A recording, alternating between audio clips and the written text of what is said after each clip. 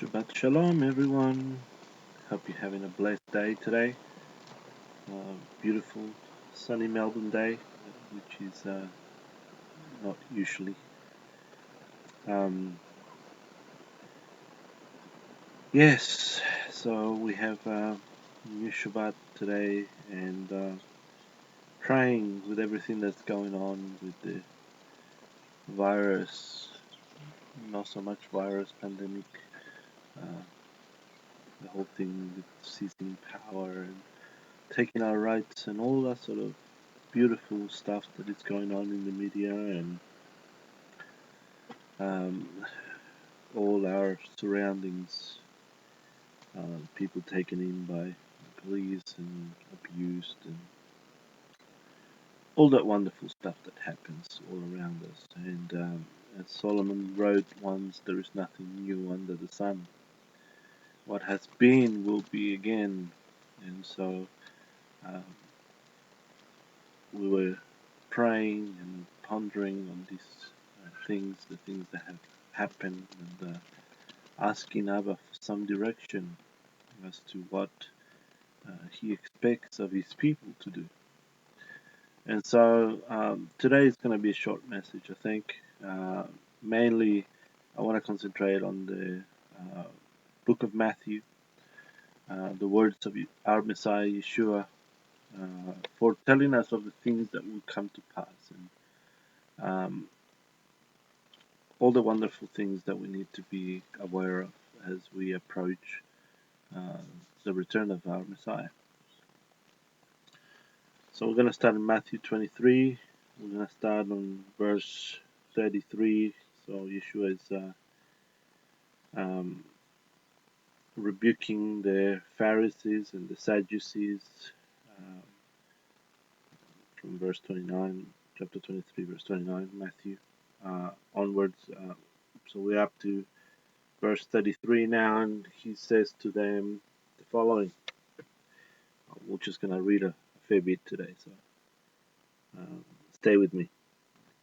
You serpents, you offspring of vipers, how will you escape the judgment of Gehinnom, the valley of refuse, right? The tip, if you know, that's how we call it in Australia, the tip, the valley of fire. Therefore, behold, I send you prophets, wise men, and Sophim. Some of them you will kill. Well, we'll go back to that one in a second. So 20, so 33. What's that word there?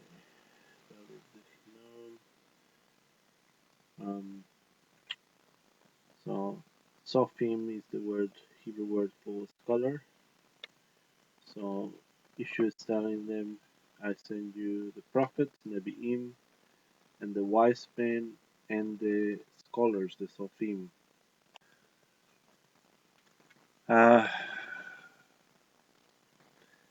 This presents a bit of an issue when we're looking at prophecy, because there are many who believe they're prophets, and many who would assert to their gifting as such. And my big question is, have you been sent? Because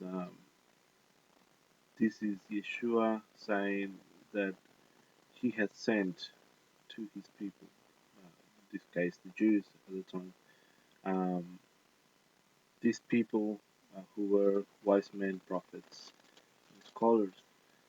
Um, a lot of people are basically sending themselves, and that's not necessarily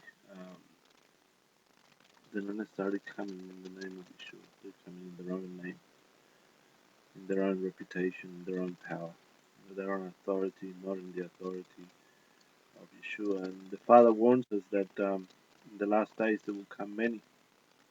So who claim themselves to be prophets, who claim that He's the Messiah. So they come pretending that they are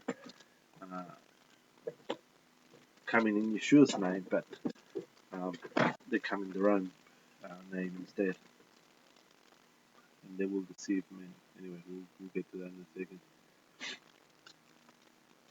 But the ones the Father sends, the ones that are true, it says here that this is the judgments for Jerusalem, for Israel.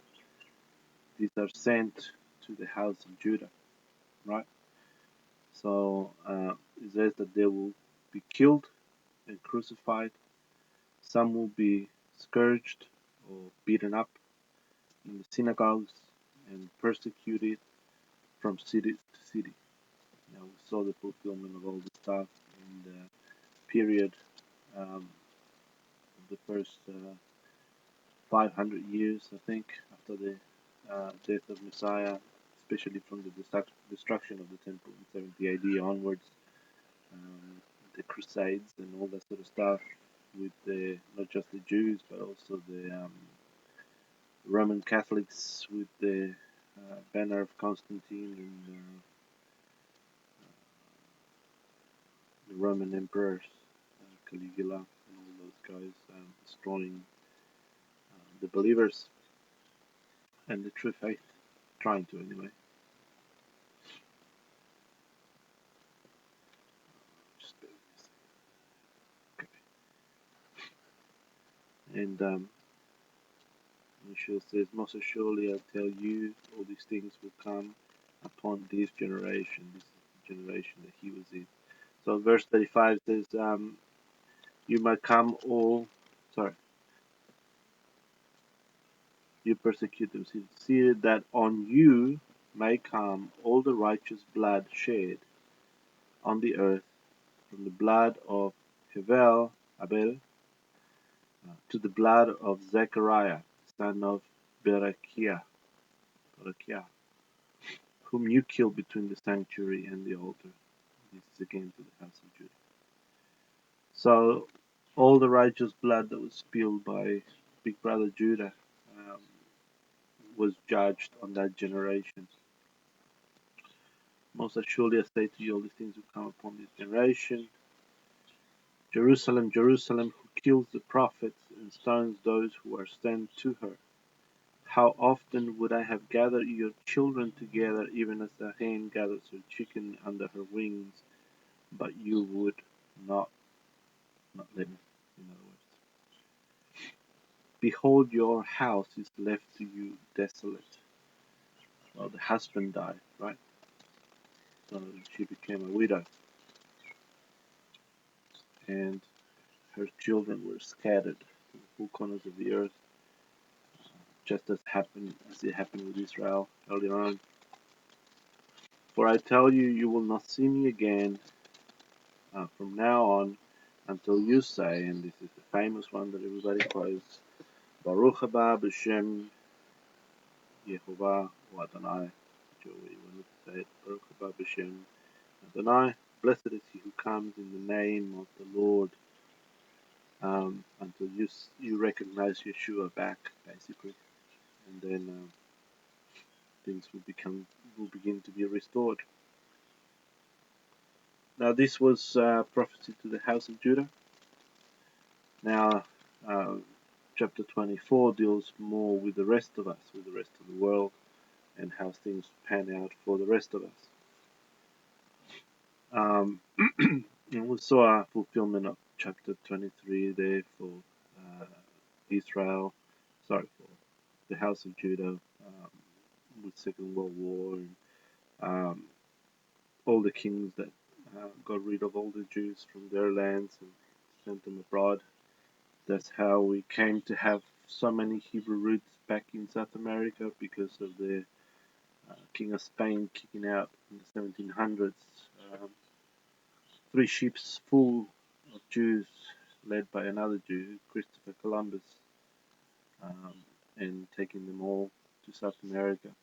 So most of our Spaniard, Portuguese, even Italian background roots go back to those Jews who were kicked out of those nations back in the 1700s, and a little bit further on as well.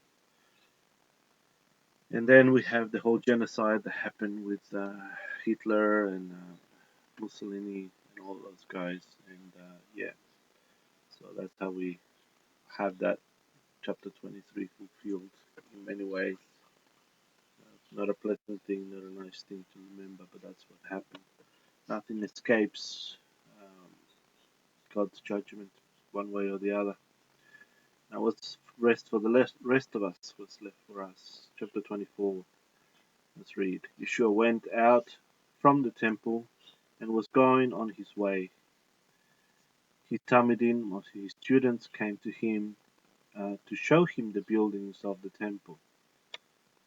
But he answered them, "Don't you see all these things? Most assuredly I say to you, there will be not left here one stone on another that will not be thrown down." He's prophesying about the destruction of the temple, 70 AD. As he sat on the Mount of Olives, again the disciples, the Talmudim, the students, came to him privately, saying, "Tell us, when will these things be?" Talking about the destruction of the temple again. Um, but Yeshua doesn't just limit it to that, he goes on to the end of the age. So we read here, "What is the sign of your coming and of the end of the age?" So, beginning with the destruction of the temple sort of marks the beginning of that end of the age period. Um, so here we are, 2,000 years later, we're still in that process. Verse 4, Yeshua answered them, "Be careful that no one leads you astray." Well, that should be like a 2-hour teaching on just that verse. Be careful that no one leads you astray. We've got so much information and disinformation out there nowadays that it's very, very easy to be led away like a sheep to the slaughter, brothers. Um, so I'm not going to go too much into that. I think I've done enough of those teachings in the past. You can go back and look at some of those if you want to know more about that. Be careful that no one leads you astray. For many will come in my name, as I said before, saying, "I am the Messiah." So affirming that he is the Messiah. So they're not coming denying him, because that would be a dead giveaway. If they deny Yeshua, you just switch off, right? Because you know already that they're not right. But if they come affirming that he's the Messiah, but they come in their own name, then you might be swept away by their lies. So that's why the warning: be careful, you don't get swept away uh, by their teachings, by their lies, because they will come affirming that he is the Messiah. Yep, he is the Messiah, but this is what he meant, right? Um, Read your scriptures. Make sure that everything checks out with the scriptures as a whole, not based on one verse, misinterpreted, twisted, or whatever. If something doesn't make sense, it's probably because you're reading it wrong or you're misinterpreting it, mis- misinterpreting it, or you have some missing piece of the puzzle, or um, the translation could be wrong as well. So all these wonderful things that we have to deal with um, 2,000 years later with different languages and stuff. Because they will lead you astray. Right? These people will lead you astray. Verse 5. You will hear of wars and rumors of wars. See that you are not troubled. So when you hear about wars and rumors of wars, don't get worried yet. For all this must happen, but the end is not yet. It's not yet. So even if you hear about wars, World War One, World War II, oh, we're about to go into World War III. Well, let it not worry you. It's not the end yet.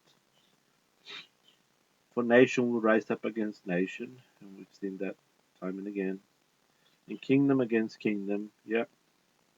And there will be famines, plagues, and earthquakes in various places. Well, we know that this has all been going on for years and is getting more and more pronounced as we get closer to the coming of Messiah. But we're not to worry yet. This is not the end. This is what it's saying here, right? Um, all these things are the beginning of birth pains. The beginning. Stage one, ladies, who know about birthing, stage one of birthing. Um, this is the beginning of it. The waters are broken, and you begin the birth pains. Stage one, plagues, famines, wars, earthquakes. Where are we now? Are we there yet? Um, Not yet. These are the beginnings of birth pains. Then, stage two, then they will deliver you up to oppression. Are we there yet? Possibly. With the lockdowns and all the beautiful things that are happening, uh, they will deliver you up to oppression, to being oppressed, and will kill you. Okay. Um, some of that's happening. You will be hated by all nations for my name's sake. Okay. You will be hated by all nations for my name's sake. I don't think this happened yet. I think that's the we're probably in between those things there. Um, and we quickly getting on people's nerves who want to follow whatever the governments are dishing out, whatever the health services are telling by way of lies and deception. Um, and we quickly becoming a pain in people's neck kind of thing. Um, because we're the ones opposing all this stuff, and we're the ones saying, no, that's not true, that's a lie. And um, in their mind, we are the ones saying, well, we don't care about anyone else. We only care about ourselves, and we're gonna do whatever we want to do, regardless of what the law says, and all this sort of stuff. They think that we are above the law, or that we are rebels, or that we are the problem. Those who spread the viruses. Ah, terrible, scared. Anyway, that we're the ones spreading the plagues, and it's because of us that all this evil is coming, right? And if only we conformed to the rules and regulations that the governments are putting out that are not law, then if we did what we are told um, and let ourselves die and be killed and whatever, um, then we should be okay because the governments really care about us and they got our best interest at heart, right? And the police, they're awesome. They're doing the best they can with everything, right? Um, and I'm not gonna be mad at them until they give me a speeding fine, and then yeah, I'll be mad at them for that. But I'm not gonna do anything about it. I'm just gonna pay it off, forget it.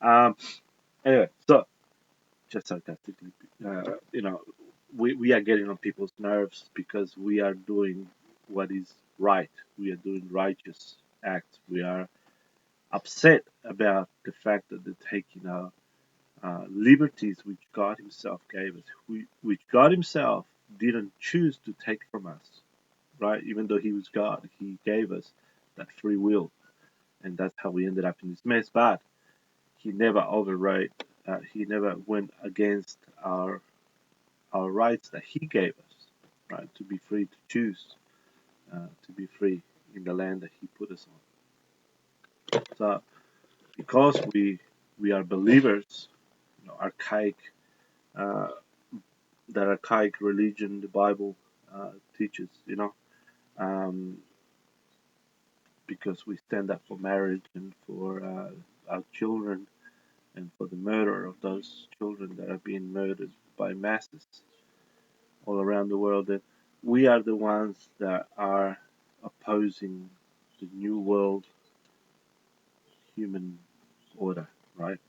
And then this is why they're going to hate us, because uh, we are the ones causing the problems for them, for the establishment of this new world order, all this other stuff. So this is not happened fully as yet, but it's beginning. I think the world will hate us. Don't think that the world will love you. They hated your Messiah. They're not going to love you. And if they crucified him, well, they might crucify you as well. It's taught here, that um, you know a student is no greater than his master. So if Messiah suffered, who are we not to suffer? But anyway, it says here they will deliver you up to oppression and will kill you, and you will be hated by all of the nations for my name's sake. Then many will stumble. Oh, you gotta be careful, brothers, that you don't stumble. You gotta be careful that you don't become a stumbling block for your brothers.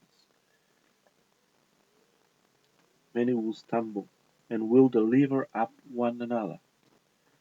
See, fear can do a lot of things.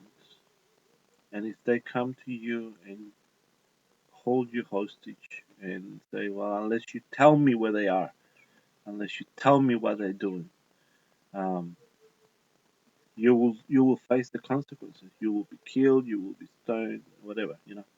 Uh, we will keep you in jail. We will give you $10,000 fine, and we'll take everything you have. And then you collapse and you fold, and you tell them where your brothers are and where they're meeting and when they're hiding and when they're doing the Torah meetings, keeping the feasts. You will fold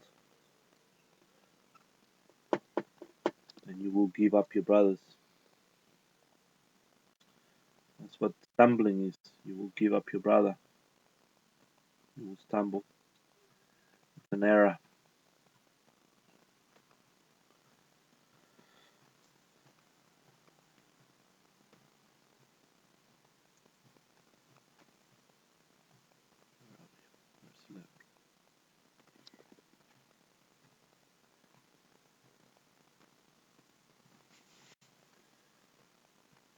And will hate one another.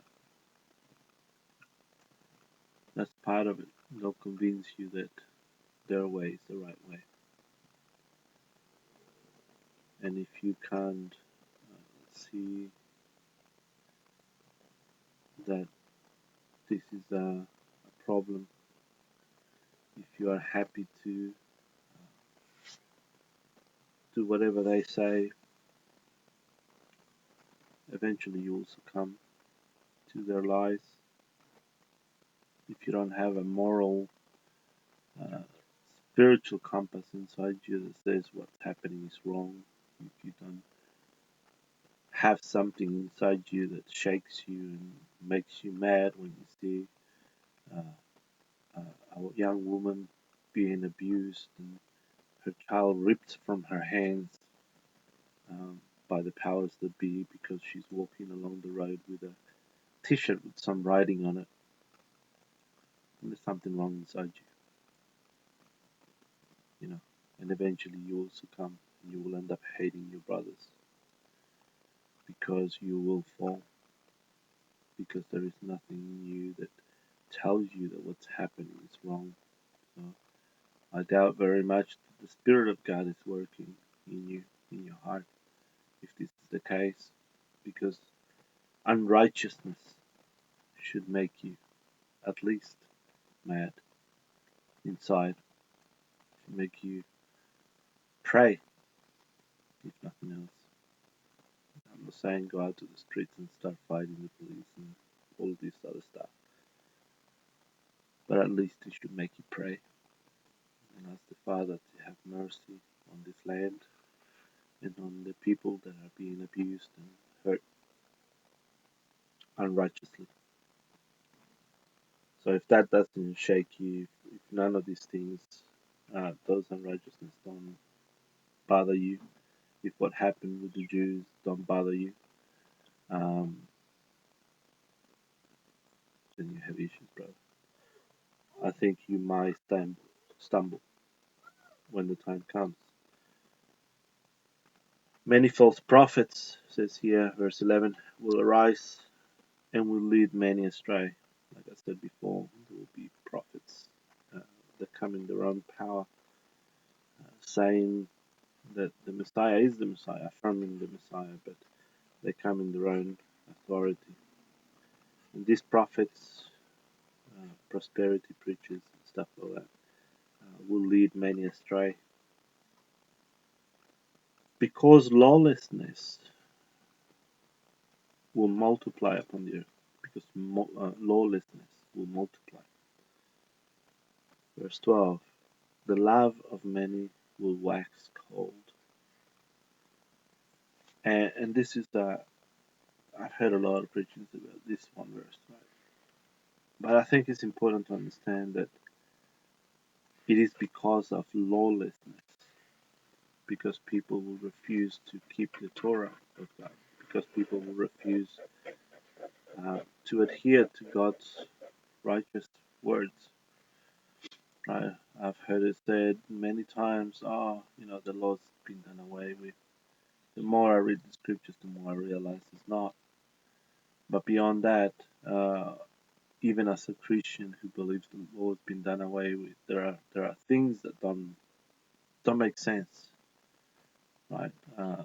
Tithing, for one thing, that's the law, but everybody gets to tithe, and everybody's coerced into tithing, so that's hypocrisy in my eyes. Apart from that, you have other things that you look at it and you think, what's going on? Because Yeshua said, "I did not come to destroy the law." So what do you do with that? He didn't come to destroy the law, but to make the earth full of it, play rude, to make it full. So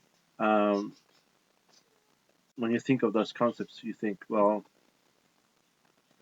what's going on? What's happening with the law? And I heard the other side where it said, no, Yeshua just came to enhance the law and lift it to a new level. What does that mean? Please explain. Like, what does it mean he came to make it come to a new level? You have heard it said, but I say, right? See, he lifted it up to a new level. Well, no one could keep the law before, right? Not true, but let's just go from that. If no one could keep the law before, and now Yeshua enhances it, puts it up high, somewhere higher, how are you going to reach it? If you couldn't reach it when it was here, how are you going to reach it when it's here? Right? Oh, the blood makes it all possible. The blood was there beforehand. The sacrificial blood was there beforehand. And the fact that Messiah became the once and for all sacrifice does not change the fact that there was blood beforehand. And his blood, yes, is very special, and his blood can do away with all sin in one go, and all of that stuff. I understand that, and I agree. But you have to understand something. Yeshua never took the law from this point and brought it up here. There's nowhere in the scriptures that says that. The second thing is, when Yeshua came and he explained the law, the true meaning of the law, that's when he says, you have heard it said. Who said that? The Pharisees and the Sadducees. They've told you this. But I say to you, because I'm the author of that law, right? He said, because they told you that, but I'm telling you, this is what it means. This is what it really means. There's no enhancement of the law. The law has always been the same. It's never changed. He said God does not change. Right? Yehovah does not change. He does not change.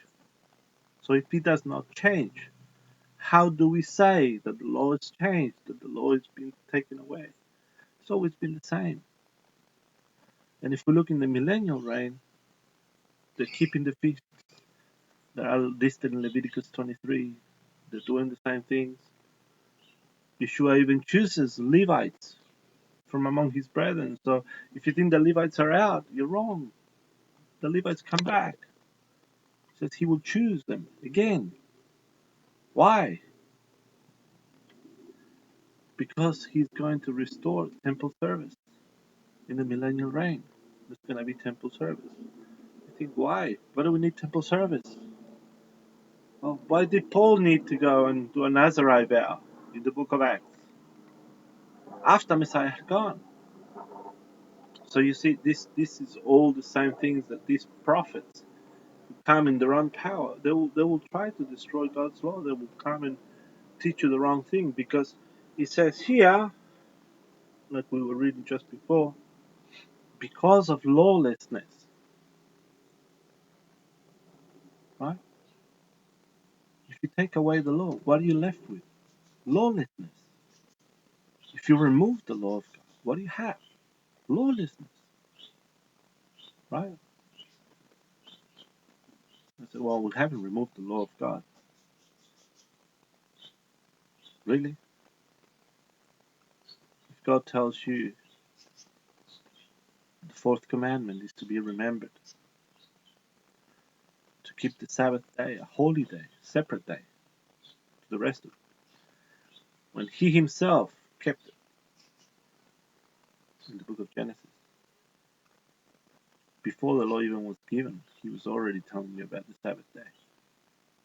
And you change that to a Sunday, and you worship on a Sunday because some man in 325-26 AD named Constantine declared it to be the day of the Lord. Who are you obeying? Are we obeying God or are we obeying man? Seriously. This is lawlessness. This is what is spoken on here in Matthew 24. Because of lawlessness. Because people will not adhere to the laws of God. In Deuteronomy, in Genesis, in Exodus, in Leviticus, in Numbers, the Torah, the law of God. By the way, they had no New Testament in the time when Yeshua was talking these things, so he was referring to the writings of Moses and the prophets, right? Just pointing that out. Because of lawlessness, the love of many will wax cold, will grow cold.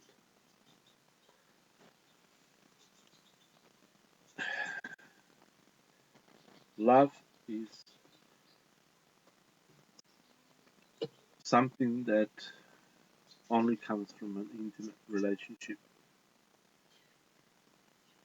If you don't know your Messiah, you can't love him. If you don't keep his commandments, you're lying. It actually says, if you love me, keep my commandments.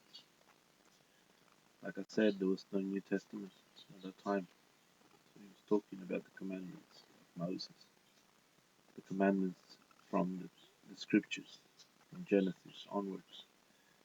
Uh, all the all the prophets expanded on the commandments, and the historical books expanded on the issues with keeping and not keeping the commandments. So everything goes back to the commandments of God. So lawlessness will bring you to a place where you will lose your love for Messiah. Uh, many, many will fall because of lawlessness, because of the evil that is coming. Even the governments aren't adhering to their own laws, constitutional rights, human rights. All that stuff is being removed from us. So the lawlessness, the lawless times have arrived, guys. That's where we are. We're in the lawless times. And because of the lawlessness, not just God's laws, but every other law is being ignored, um, the love of many will grow cold towards God. You're going to become your own savior. You're going to forget about His love. You're going try to do things on your own flesh. And I pray the Father won't ever allow us to fall too far from Him, that our love will grow so cold that we can't come back to Him. But if you try to do things on your own flesh and your own initiatives, um, you're forgetting uh, who you are and who your Master is. And, he never called you to do that. He called you to love Him and to trust Him and do what you need to do, but do it in that context. Do it in the context of His love for you and your love for Him, and for His people. And that means keeping the commandments, by the way.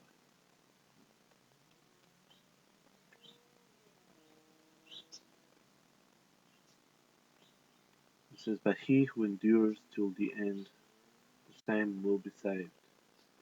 He who endures what? The lawlessness. He who endures the false doctrines. He who endures uh, the lovelessness out there towards God and towards His Torah. He who endures the stumbling and the hating of the brothers who will deliver you. He who endures all these things will be saved. And this good news, and here's the good news, guys, of the kingdom will be preached in the whole world for a testimony to all the nations, and then the end will come. So here's the good news that you can be part of God's people. This good news will go to the ends of the earth, and then the end will come.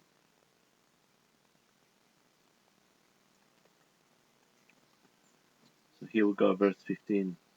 Then, uh, when therefore you see the abomination of desolation which was spoken through Daniel the prophet standing in the holy place, let the reader understand. Let those who are in Judah flee to the mountains. Let him who is in the house not go down to take out things that are in his house. Let him who is in the field not return back to get his clothes. But woe to those who are with child and to nursing mothers in those days. Okay, so we'll stop it at that. So this was fulfilled during the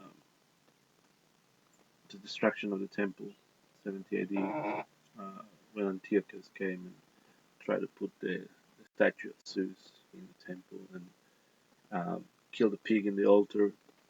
And we have the Maccabean Wars and War of the Jews from Josephus as well. Um, so this was fulfilled, guys. It was done. It happened. But at the same time, we know that the scriptures are cyclical. So what has happened will happen again. And we know that at the coming of Messiah, there is a third temple that has been risen, and that the Antichrist defiles. So this will happen again. Maybe in a different context, but it will happen again. As it was, it shall be also. So again, the same thing, people living in the land, they're going to have to flee to the mountains quickly, because the first judgment will happen on the land. The judgment begins in the house of Elohim. So that's for my Jewish brothers. Get ready, because it's coming for you guys first in the land, Jerusalem and the surrounding areas. And if you know prophecy, you'll know that 2 out of 3 will perish in that little event.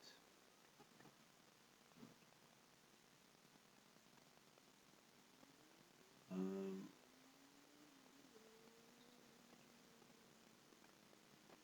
but woe to those who are with child and to nursing mothers in those days. Why? Because you're going to be fleeing. Pray that your flight will not be in winter, nor on a Shabbat. If the Shabbat is not important, brothers and sisters, why is it here? if Yeshua was going to remove the Shabbat, who cares when the flight happens? If every day is the same to God, who cares when the flight happens? There is something very significant about Shabbat that God points out. Our Messiah Yeshua is pointing out to us something very significant about Shabbat. It asks you to pray that at the end time that you don't flee on a Shabbat, that you don't have to flee on a Shabbat. He asks that you pray and ask the Father that it will not happen on a Shabbat. And you have to ask yourself, why? I'll leave it at that.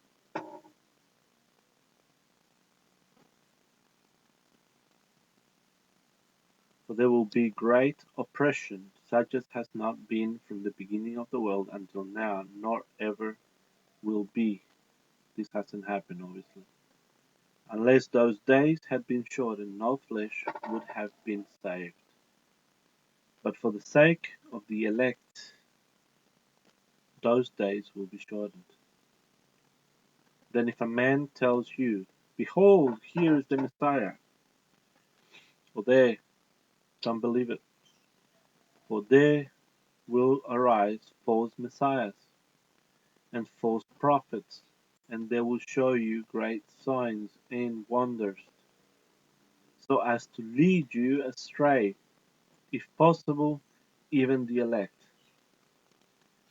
Right, so this hasn't happened, but it will happen in a time when we are fleeing out into the wilderness, and they're going to try to draw us out. They're going to try to draw, especially in the land of Israel, there will be Jewish brothers hiding in the caves, Qumran, and all the other stuff, all the other places where the mountains of Jerusalem.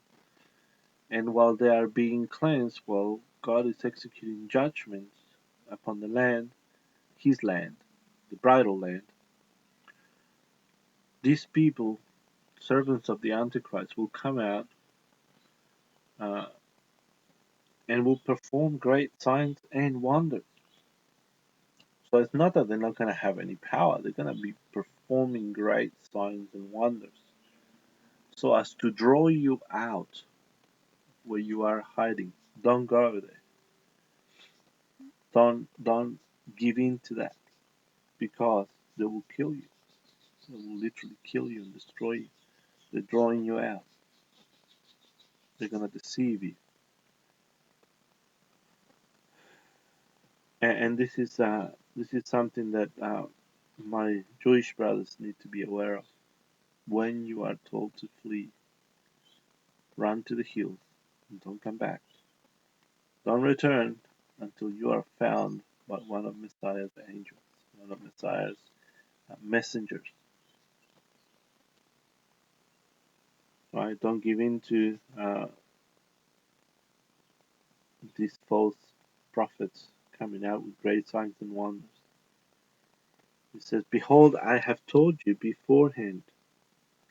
So you are warned, brothers. You are warned, my Jewish brothers. If therefore they will tell you, behold, he is in the wilderness, don't go out there. Behold, he is in the inner chambers, don't believe it. Inner chambers is in the temple itself. But for as the lightning comes forth from the east, and is seen even to the west, so will the coming of the Son of Man be. For wherever the carcass is, there will be the vultures. They will gather together the vultures. I was talking about the death toll that will be on the land.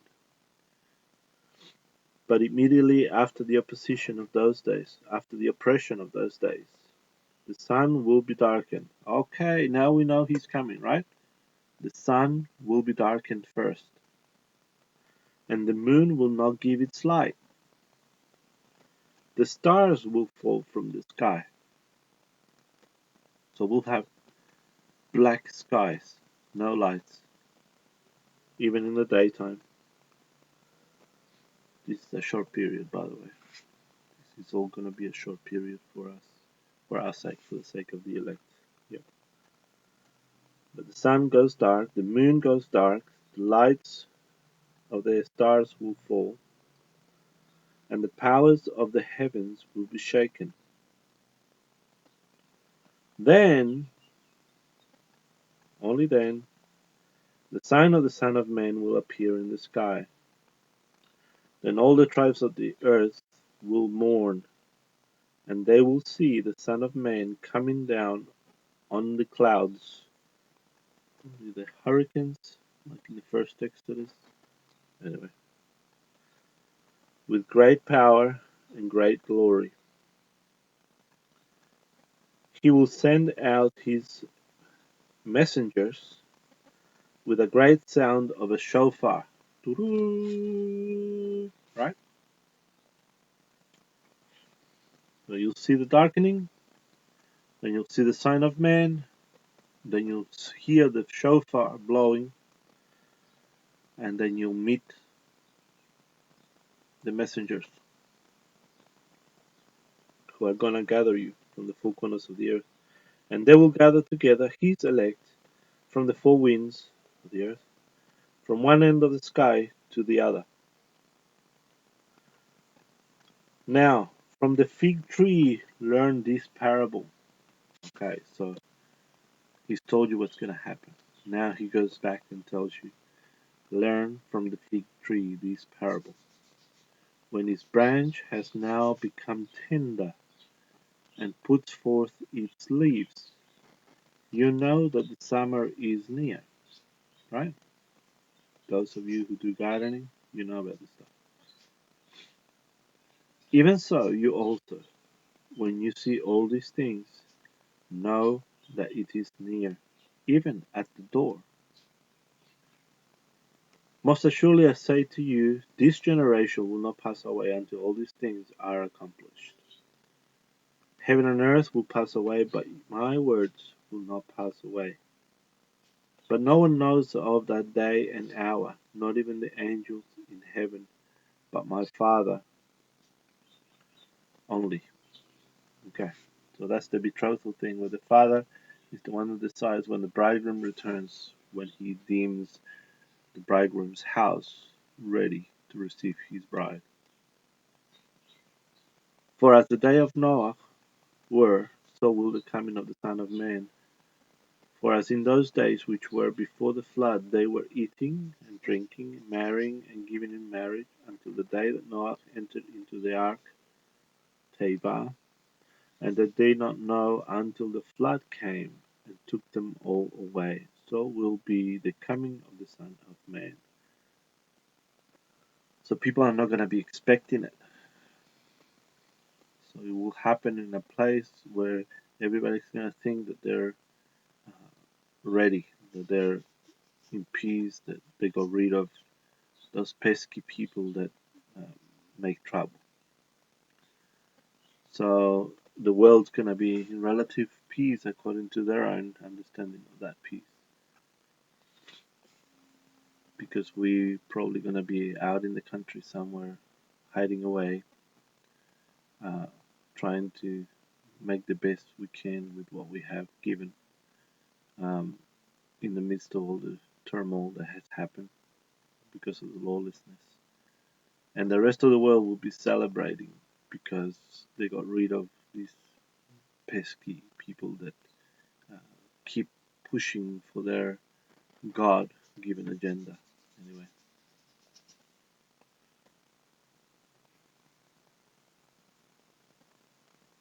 they did not know until the flood came and took them all away. Then two men will be in the field, one will be taken and one will be left. Two women grinding at the mill, one will be taken and one will be left. Watch therefore, for you do not know in what hour your Lord comes. But know this, that if the master of the house had known in what watch of the night the thief was coming, he would have watched, and would not have allowed his house to be broken into. Therefore also be ready, for in an hour that you don't expect the Son of Man will come. Who then is the faithful and wise servant whom his Lord has set over his household to give them their food in due season? Blessed is that servant whom his Lord finds him doing so when he returns. Most assuredly I tell you that he will set him over all that he has. But if that evil servant should say in his heart, My Lord is delaying in his coming, and begins to beat his fellow servants and eat and drink with the drunken, the Lord of that servant will come in that day when he doesn't expect it, and in an hour when he doesn't know it, and will cut him in pieces and appoint his portion with the hypocrites. There is where the weeping and grinding of teeth will be. Oh, excuse me. See, rapture. One is taken, one is left, right? The men in the field, the women. Ah, when the harvest comes, what's taken out first? The wheat or the tares? What does the master say to his servants? Take out first. The tares. The tares are taken out first. You want to be raptured? You're going to be taken out first and burned. I don't want to be taken out. I want to be left. Thank you very much. Because rapture theory is an abomination that came in the 1900s. It doesn't exist in biblical uh, theology, in real theology. It doesn't exist. It's a cop out that these two English guys put out from the 1700s and the 1900s, made popular in the 1900s. And I'm not placing my salvation on two Bible verses that some guy twisted. There is no biblical basis for rapture. This verse is telling you that someone is taken. It doesn't mean that you're going to be raptured. It just says that you're going to be taken away. When the judgments come, the first judgments that Jehovah brings is the separation between the wheat and the tares. He separates them. And then he bundles up the tares and burns them. Now, you don't want to be in that camp. You want to be in the one that's left behind. I want to be left behind, guys. Leave me behind. Absolutely. Because I look in Jeremiah 23. Jeremiah 23 says that he will come and gather his elect and take him in a second exodus. That's what the scripture says. It says that Jehovah will not do anything unless he tells first his prophets. He reveals it to his prophets, and he has. He's left it there for us to look at it, to understand it. And it says that they will no longer be remembered, the first exodus. No one will say, Jehovah who brought you out of the land of Egypt. But they will say, Jehovah who brought you out from all the nations where he has scattered you. So there it is, guys. It is a second exodus. There is no rapture. And it's important that we understand that in the last days there will be prophets coming to give us false doctrines and lead us away into lawlessness. Now, this is what the events are according to Matthew 24, and I hope I've brought some clarity to what's going on. Although we're not there yet, the time is quickly coming together. And we saw what happened with Brother Judah all the way up to World War II, and that is past. And now we're probably up to that place where we have the second stage of the birth pains. And birth pains come in waves, right? So you have first wave of pains, and then it gets closer and more intense, second wave. So this second wave is closer and more intense. More of our liberties will be taken out. More of the pain we will feel as as as we are brought into a place where people are going to hate us because of our stance in different things, vaccinations, uh, the killing of children, uh, the raping of our rights, and all this sort of stuff. Um, we will see more pain, and then the love of some will grow cold. People will hate us from the nations because they think that we're the evil in the world, right? And then they're gonna start persecuting us, and even our own brothers are gonna start giving us up, and they're gonna kill us. They're gonna uh, drive us out of the cities, basically, like they did in the first, were the Jews in the 1700s. They're gonna try to move us away from their centers of happiness, and then they're all gonna be really happy that they got rid of most of us, or that they marginalized most of us. And they're all going to be marrying and giving themselves into marriage and having fun and not listening to anything we have to say about the law. There'll be a lawless society governed by their governments that they've chosen to give their alliance to. And then the sun will go down, and this is when stage three happens, and things will go really, really rapid. So between now and the coming of Messiah, things will move pretty quickly, pretty rapid. They will come in waves. There'll be breathing times in between the waves, um, and we got to make the most out of that. We are told to exit the cities and head to the mountains. Um, if you are in Israel, and I think the same is true if you are anywhere in the world, you should be exiting the cities at this stage. This is my recommendation. Take it or leave it. As someone who studies the scriptures, this is the pattern usually that happens. Head to the mountains because the cities will be hit first, whatever happens, and then it will ripple effect outwards. But by the time it comes to you, you might have something in place to help you deal with things better.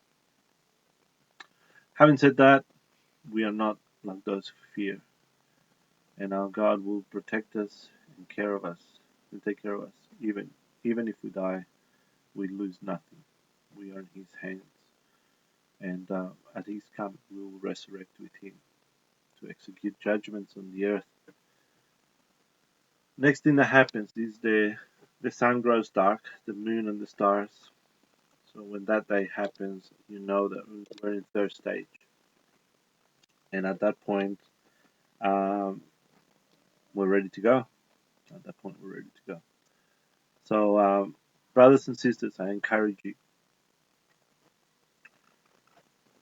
I know there's a lot going on, and I know that our tendency is to go and fight and rage in our flesh. I do believe that we need to put some resistance.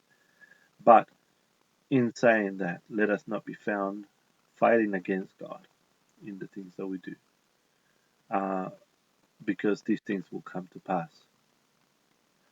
We need to allow God to have His time with this world, and we need this world to be judged in accordance to the evil that they do. We need to continue proclaiming Messiah as our Lord and King. We need to continue to strengthen our hands and our resolve in the things that are righteousness, His laws, keeping the commandments is a must. Keeping the commandments is a must. Uh, as we come closer, the more the world doesn't want to keep His commandments, the more we His elect, we need to adhere to His commandments to show our allegiance to Him and to Him alone. I'll leave you with a word from the book of Psalms, uh, chapter 2. He says, "Why do the nations conspire and the peoples plot in vain? The kings of the earth set themselves, and the rulers take counsel together against the Lord and against His anointed, saying, Let us burst their bonds asunder and cast their cords from us." This is what the world is going to be.